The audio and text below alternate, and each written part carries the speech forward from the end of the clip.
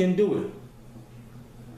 Nike has a slogan, just do it. This slogan is so, it's weird to say just do it. Well, why are they saying just do it? Because they built a sneaker, they built a shoe that gives you the capability of doing what you want to do, which is run, play sports, to do all the things. They give you something that they are for sure that you will complete, that you will be successful. God saying the same thing, just do it.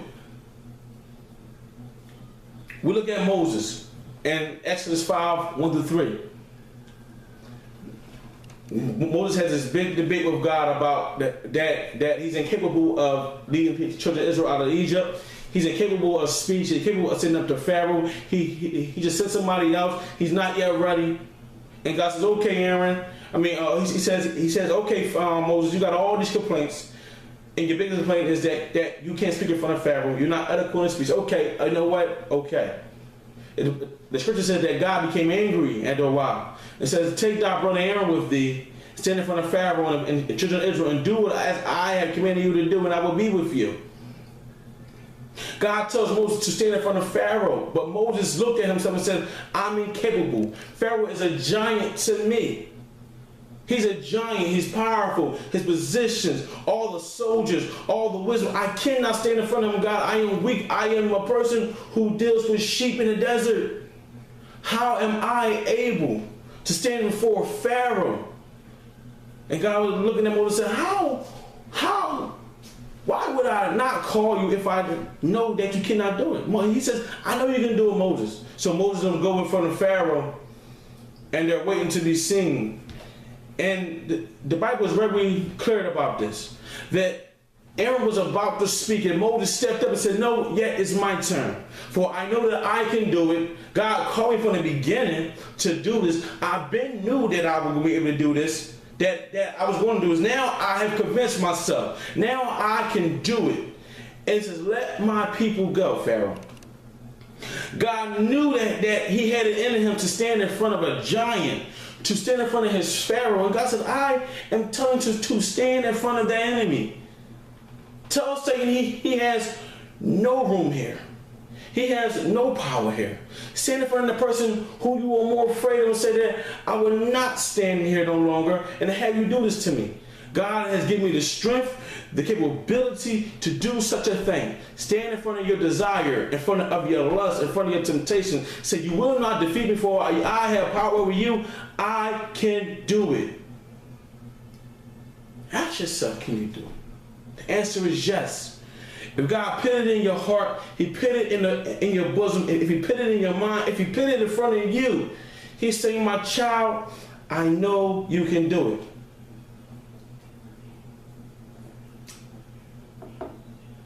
We read about David in 1 Samuel 24, 3-15, and also in 1 Samuel 26, 4-12. Saul tries to kill David 21 times. And he failed 21 times. There are only 2 instances in the Bible that David had an opportunity to kill Saul. 2 to Saul's 21.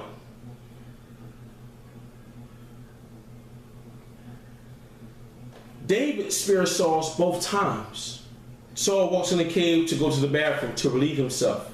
And David was hiding in the cave. He went to the bathroom in the cave. And David was hiding in the cave behind a rock. And he grabbed the robe of Saul and he cut a piece of fabric off. And Saul walked out. And David ran out and said, Saul, King Saul, the Lord handed you over to me. I could have killed you, man. I could have taken your life from you and you didn't even know it. He said, is that my son David? Is that David? And he begged for forgiveness from David. David was faced with the situation. As Saul was in there going to the bathroom, I know the thoughts of David was going to his mind, saying, he tried to kill me so many times.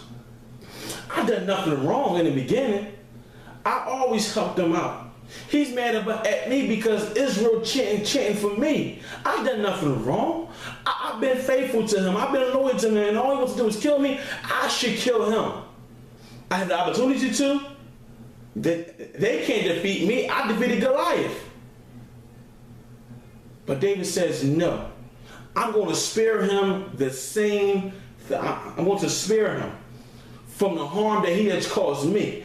I'm going to spare him. He says, I will not touch God's anointing. I won't kill him. God gave Saul over to David to deal with. And David could have killed Saul. But David says, no. I will not in no way, form, or fashion kill God's anointing. God knew that David had it in him. He had it in him to deny revenge. He knew he had it in him. Then it happens again. Saul sleeping in the ground, sleeping in the desert almost, and David creeps through the circle of band of men. He creeps in. No one hears him creeping in. Everybody falls asleep. He creeps in. He grabs something. He grabs the sword or the bucket of water. He grabs it and he goes back onto the mountain and he yells out, Saul, the Lord has handed you over to me once more again. I could have killed you. He says, well, this is my son David. Now imagine after the first time in the cave, Saul would have got the picture that David could have killed him. After that, Saul still tried to kill David. So it happened again. And David spares him once more again. And then after that, Saul goes and tries to do it again. God knew. God knew he had it in him. God knew completely that he had it in him. He knew he had it in him to do what was right. And some of you are now in a situation with someone whom God has handed over to you to do as you see fit. Somebody down the side of you was telling you to do what's right. Spare them the same harm that you have received from them. Forgive them. Pray for them. Bless them. Give to them. And you're warring with yourself. God's saying, I wouldn't have put you in this situation had I not known that you could not come out successful. Spare someone that same harm. I know it's tough. It was tough for David twice. Imagine someone trying to killing you over 20 times for no reason. For no reason. Even at the end, when Saul was killed, the messenger ran to him and said, Saul is dead. And he says that Saul asked me to kill him and I killed him. That's what he says. And David says, and David was mad. He told his soldiers to kill the man. He said, you're unworthy of me killing. And he says, is there anyone else left in Saul's house whom I can bless?